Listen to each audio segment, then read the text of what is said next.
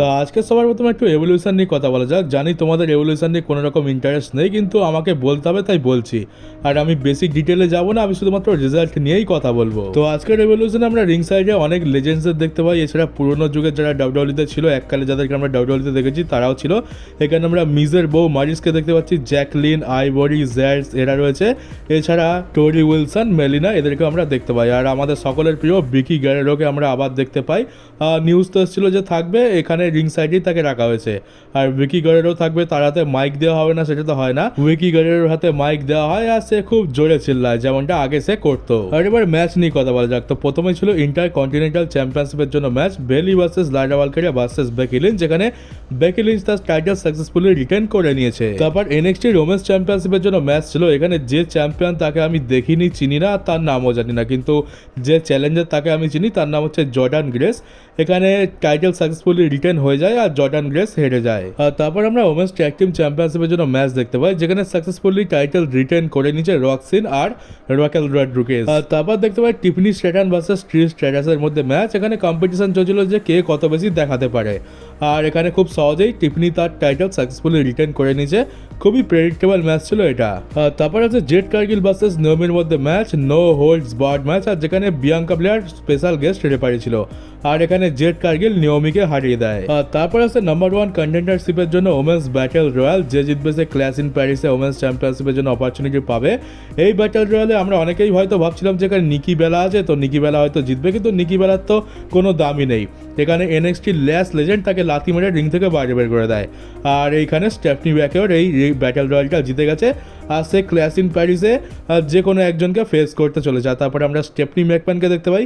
Stephanie ম্যাকম্যান এখানে তার একটা ইন্টারভিউ নেয়। এরপর আছে মেইন ইভেন্ট ওয়ার্ল্ড ওমেন্স চ্যাম্পিয়নশিপের জন্য ইয়ো স্কাই ভার্সেস রিয়া রিপ্লের মধ্যে ম্যাচ। যতটুকু শুনতে পেলাম যে এই ম্যাচের রেসলিং কোয়ালিটি নাকি খুবই ভালো ছিল। এরা ক্রাউডের মধ্যে গিয়ে লড়ে, আর দেখতে পাচ্ছ পিকচারে তো দেখতেই পাচ্ছি।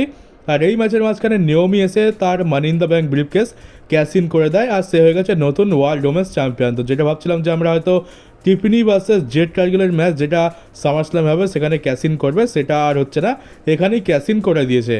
কারণ শোটাকে একটু স্পেশাল তো বানাতে হতো।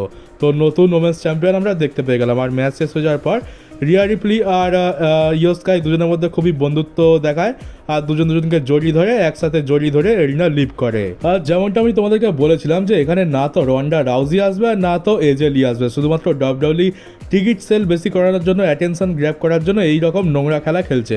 এগুলো অনেক দিন ধরে দেখে আসছি, আর আমি তো ট্রিপল এইচকে বেশ ভালো মতোই চিনে গেছি। তো আমার তো বিশ্বাস হচ্ছিল না যেখানে এজে লি বা রন্ডা রাউজি কেউ আসতে পারে। আর আমরা সেটাই দেখতে পেলাম। শোতে তেমন কিছু স্পেশাল ছিলই না।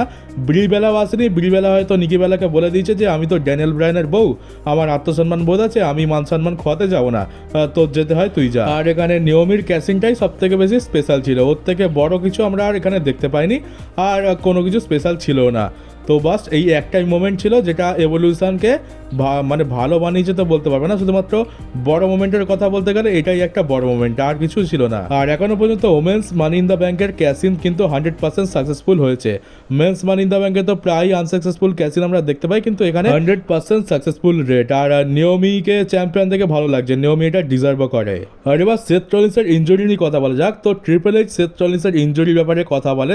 ট্রিপল এইচ এখানে বলছে যে সেথ রলিন্সের ইনজুরিটা বেশ সিরিয়াস, মনে হচ্ছে বড় সড়ো কিছু প্রবলেম হয়েছে, আর কালকে তার এমআরআই স্ক্যান হবে। এমআরআই স্ক্যান হওয়ার পর বোঝা যাবে যে কতটা বেশি সিরিয়াস আর ভবিষ্যতে কিভাবে এগোবে। আর সেথ রলিন্সের কপাল তো সত্যি খুবই খারাপ, যখনই তার ক্যারিয়ারে ভালো কিছু হয় তার নি ইনজুরি হয়ে যায়, মানে নি ইনজয়েড হয়ে যায়। আমরা 2015 সালে দেখেছিলাম ক্যারিয়ার খুব সুন্দর যাচ্ছিল হিল ক্যারেক্টারে, তখন নি ইনজুরি হয়ে যায়, যার ফলে টাইটেল রিলিঙ্কুইশ করতে হয়। তারপর আমরা এই আগের বছরই দেখতে পেলাম রয়্যাল রাম্বলের আগে তার নি ইনজয়েড হয়ে যায়, যার ফলে সে আর র্যাসেল করতে পারে না। আর র্যাসেলমানিয়াতে গিয়ে তাকে র্যাসেল করতে হয়, যেখানে সে তার ইনজয়েড নি নিয়ে র্যাসেল করে, যেটা আমরা পুরোপুরিভাবে দেখতে পেয়েছিলাম, যার জন্য তাকে টাইটেলও হারতে হয়। আর র্যাসেলমানিয়ার মেন ইভেন্টে লেংড়ে খুঁড়িয়ে আসতে হয়। তো তখন সিচুয়েশন খুবই খারাপ ছিল। আর এখন আবার তার ক্যারিয়ারে ভালো একটা মোমেন্ট এলো, সেখানেও সে ইনজয়েড হয়ে গেল। প্রত্যেকবার তার হাঁটু জবাব দিয়ে দেয় ভালো মোমেন্টের আগে। আর ঠিক 2024 সালে জিন্দার মহলের এগেনস্টে যে ম্যাচটা ছিল, সেখানে যে মুভটা দিতে গিয়ে ইনজয়েড হয়েছিল, এবারেও কিন্তু সেই মুভটা দিতে গিয়েই ইনজয়েড হয়েছে। এবার একটা বড় প্রশ্ন হচ্ছে যে সেথ রলিন্সের থেকে কি মানি ইন দ্য ব্যাংকটা নিয়ে নেওয়া হবে? তো দেখো আমার মনে হচ্ছে যে না, সেথ রলিন্সের থেকে মানি ইন দ্য ব্যাংক নিয়ে নেওয়া হবে না। এটা তো কোনো চ্যাম্পিয়নশিপ নয় যে তাকে রেগুলার ডিফেন্ড করতে হবে, তাকে এটা নিয়ে আসতে হবে শোতে। এটা হচ্ছে মানি ইন দ্য ব্যাংক। এইটা যখন খুশি ক্যাশ ইন করতে পারে, আর দেখতে গেলে এখনও 1 বছর মতো টাইম রয়েছে। তো 1 বছরের মধ্যে তো আশা করি সেথ রলিন্স ঠিক হয়েই যাবে। আর Seth Rollins highest of the century করেছিল রেসলম্যানিয়াতে, তো আশা করবো এবারেও সেরকমই কিছু করার প্ল্যান করবে। এখন রেসলম্যানিয়া হতে অনেক দেরি, আর আমার মনে হয় সেথ রলিন্স ক্যাশ ইন এত তাড়াতাড়ি তো করবে না। তো মানি ইন দ্য ব্যাংক ব্রিফকেস নিয়ে নেওয়ার কোনো মানে হয় না। আর সেথ রলিন্স আরামসে রিকভার হবে, আর তারপর আবার মানি ইন দ্য ব্যাংক নিয়ে সে তার স্টোরি লাইন কন্টিনিউ করবে। তো ওটা আমার মনে হয় না খুব একটা প্রবলেম হবে, এখন অনেক টাইম পড়ে রয়েছে। আর সেথ রলিন্স হয়তো আবার হাইয়েস্ট অফ দ্য সেঞ্চুরি করতে পারে পরের বছর রেসলম্যানিয়াতে। আর এবার আরও একজন ইনজয়েড হয়ে গেছে, সে হচ্ছে আমাদের রেফারি চার্লস রবিনসন। গোল্ডবার্গ তাকে স্পিয়ার মেরেছিল, যার ফলে 5 রাতে একটু ইনজুরি হয়েছে, মনে হচ্ছে কোনো ক্র্যাক হয়েছে। এটা সে তার এক্স-রে পোস্ট করেছে তার ইনস্টাগ্রামেতে। আর এমনিতে দেখতে গেলে চার্লস রবিনসন একটা মানে সাধারণ মানুষ, তাকে যদি ওরকমভাবে মারা হয় তার তো ইনজুরি হওয়ারই কথা। কিছুদিন আগে জন সিনা ধাক্কা মেরে ছিটকে ফেলে দিল, আর এবারে গোল্ডবার্গের স্পিয়ার তো খুবই ভয়ঙ্কর। সেই স্পিয়ারের জন্য এখন চার্লস রবিনসনেরও ইনজুরি হয়ে গেছে। তো এবারে মনে হচ্ছে খুব একটা বেশি সময় লাগবে না, তাড়াতাড়ি রিকভার করে নেবে, কারণ অতটাও জোরে স্পিয়ার লাগেনি। শুধুমাত্র তার বডি স্ট্রাকচার কোনো রেসলারের মতো নয়, আর অতটা মজবুত নয়, তাই জন্য একটুখানি চোট লেগে গেছে। তোমরা জাস্ট AEW থেকে WWE একটা পার্থক্য দেখে নাও। আমরা কি দেখলাম, অল ইনেতে 56 বছর বয়সী ডাস্টিন রোডস TNT চ্যাম্পিয়ন হলো, আর আমাদের এখানে গোল্ডবার্গ 58 বছর বয়সে এসে চ্যাম্পিয়ন হওয়া তো দূরের কথা, তার যোগ্য সম্মানটুকু পেল না, উল্টে তাকে বাজেভাবে বুক করা হলো আর রিটায়ারও করিয়ে দেওয়া হলো। তো এবারে দেখতেই পাচ্ছ এখানে AEW কিন্তু লেজেন্ডদের লেজেন্ড হিসেবে বুক করে, কিন্তু WWE-তে 40 বছর পেরিয়ে গেছে মানে তোমার খারাপ সময় শুরু হয়ে গেছে। আর এমনটা তো না যে ডাস্টিন রোডস খুব একটা লড়তে পারে না, সে এই যুগেও খুব ভালো হার্ডকোর ম্যাচ দেয়, আর সে যতদিন পারবে ততদিন লড়ে যাবে। সেই জন্য ভরসা পেয়ে AEW তাকে চ্যাম্পিয়নও বানিয়েছে, কিন্তু আমাদের এখানে কোনো লেজেন্ডকে চ্যাম্পিয়ন বানানোই হয় না। এই শুধুমাত্র জন সিনার ফেয়ারওয়েল ট্যুরে তাকে চ্যাম্পিয়ন বানিয়ে 17 টাইমের রেকর্ডটা বানাতে হবে, সেই জন্যই তাকে চ্যাম্পিয়ন বানানো হয়েছে, নাহলে সেটাও হয়তো আমরা দেখতে পেতাম না।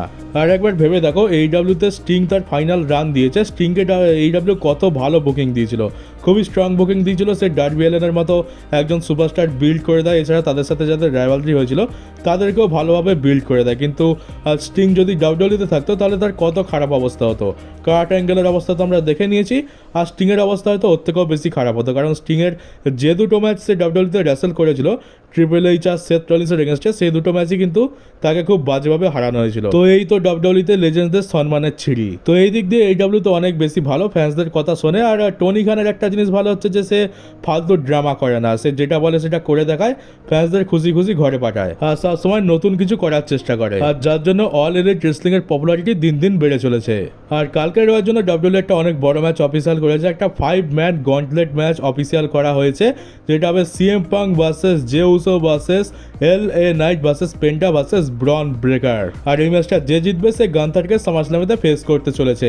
আর এই ম্যাচটা যেহেতু গন্টলেট ম্যাচ, তো 2 ঘন্টা শোয়ের মধ্যে 1.5 ঘন্টা তো এই ম্যাচটাই নিয়ে নেবে, আর বাকি সময় আমরা অ্যাডভার্টাইজ দেখতে পাবো। তো এখানে কে জিততে পারে? তো দেখো, আমি জে উসো আর পেন্টাকে তো আগেই সরিয়ে দিচ্ছি, পেন্টা এখানে জিতবে না। আর জে উসোকে সরাতে তো ভয় লাগছে, কারণ ট্রিপল এইচের আবার খাস লোক হচ্ছে, কিন্তু আমি একে সরিয়ে দিচ্ছি। আর ব্রন ব্রেকারকেও আমি সরিয়ে দিচ্ছি, কারণ ব্রন ব্রেকারকে আমার মনে হয় না এই মুহূর্তে তাকে এত বড় জায়গায় নিয়ে যাওয়া হবে। ব্রন ব্রেকার ডেফিনেটলি ওয়ার্ল্ড চ্যাম্পিয়ন, কিন্তু ফিউচার ওয়ার্ল্ড চ্যাম্পিয়ন, কিন্তু এই মুহূর্তে আমার মনে হয় না যে ব্রন ব্রেকারকে WWE ওই সামারস্ল্যামের ম্যাচটা দেবে। আর তাছাড়া দেখতে গেলে ব্রন ব্রেকার আর গান্থার কিন্তু দুজনেই হিল, তো সেই দিক দিয়েও ফিট বসছে না। তো ব্রন ব্রেকারের এখানে চান্স আমার কম লাগছে, ব্রন ব্রেকার এখানে জিতবে না। জিততে হলে LA নাইট না হলে CM পাঙ্ক জিতবে, আর দুজনের মধ্যে দেখতে গেলে কম্প্যারিজন তো খুব একটা কিছু হয় না। CM পাঙ্ক এখানে LA নাইটের থেকে অনেক বড়, আর সামারস্ল্যামেতে একটা বড় ম্যাচ WWE দরকার। আর গান্থার ভার্সেস LA নাইটের থেকে গান্থার ভার্সেস CM পাঙ্ক একটা অনেক বড় ম্যাচ, তো WWE CM পাঙ্কের সাথেই যাবে। তো আমার মনে হচ্ছে এখানে উইনার হতে চলেছে CM পাঙ্ক। এবার আর একটা বড় বিষয় হচ্ছে যে এখানে হয়তো আমরা রোমান রেন্সের রিটার্ন দেখতে পেতে পারি। তো কীভাবে হবে, কীরকম লজিক আছে, সেই লজিকটাও বুঝিয়ে দিই। তো এখানে তো এখন তো আর বেশি দিন বাকি নেই, দেখতে গেলে মাত্র 16 দিন বাকি। আর যদি রোমানকে সামারস্ল্যামেতে ম্যাচ লড়তে হয়, তাহলে রিটার্ন খুব তাড়াতাড়ি করতে হবে, আর সময় একদমই নেই। স্টোরি লাইন বিল্ড আপের জন্যই 2 সপ্তাহ এমনি বেরিয়ে যাবে, তো আর এই সপ্তাহতেই তাকে রিটার্ন করতে হবে। আর যেমনটা শুনছি যে ব্রন ব্রেকারের সাথে হয়তো তার ম্যাচ হবে, এটারই চান্স বেশি, সে চল্লিশ তো লড়তে পারবে না। তাহলে মেবি আমরা এখানে এরকম একটা সিনারিও দেখতে পেতে পারি যে এখানে শেষ পর্যন্ত টিকে গেল ব্রন ব্রেকার আর সিএম পাঙ্ক, এদের মধ্যেই শেষ পর্যন্ত ম্যাচ চললো। আর যেখানে ব্রন ব্রেকারকে তো ডাব্লিউডব্লিউ খুব একটা সহজে হারায় না, তো এখানে রোমান রেন্সের রিটার্ন হলো, সে এখানে এসে কিছু একটা করে ব্রন ব্রেকারকে কস্ট করে দিল, আর সিএম পাঙ্ক ম্যাচ জিতে চলে গেল সামার স্ল্যামে। তারপর আমরা এখানে দেখতে পাবো story line Bron Breakker versus Roman রেন্সের, যেটা 2 সপ্তাহের মধ্যে বিল্ড হয়ে সামার স্ল্যামেতে গিয়ে একটা বড় ম্যাচ হয়ে যাবে। তো দেখতে গেলে লজিক পুরোপুরি ফিট বসছে, বা যদি রোমান এখানেও না আসে তাও তো আর কিছু বলারই নেই। আর এই যে 16 দিনের মধ্যে যেটুকু র স্ম্যাকডাউন বাকি আছে, প্রত্যেকটা শোতেই কিন্তু রোমানের রিটার্ন করার চান্স বেশি।